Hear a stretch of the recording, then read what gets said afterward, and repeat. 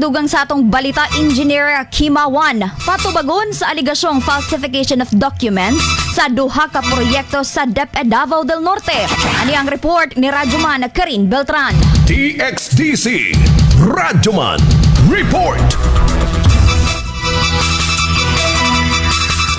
Yes, Radyoman Kirby, Gipalawman na sa Department of Education ang ginalusad nga imbestigasyon kalabot sa 36,357,670.57 centavos nga kinatibuk-ang kantidad sa duha ka mga proyektong adunay isyu diha sa Talaingod, Davao del Norte.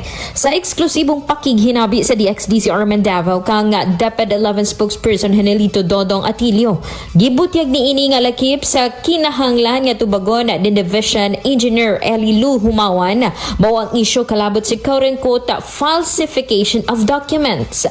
Kini subay matud pa sa giingong paggamit sa mga dokumento sa pag-release sa bayad ngadto na sa duha ka tulunghaan bisan wala pa mahuman. Gani ning kasamtangan nagpadayon sa gihapon ang pagpangita niini gumikan dili na makontak o mahagilap.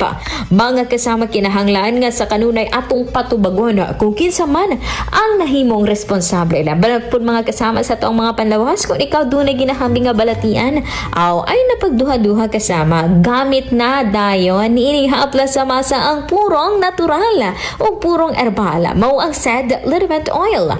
Duha ka dekada na nga napamatud-an ang kaepektibo para sa rayoma, arthritis, panuhot, katul-katul sa panit labad sa ulo ug uban pa. Ang methyl salicylate plus camphor plus methyl kay ang generic na pangalan sa said liniment oil.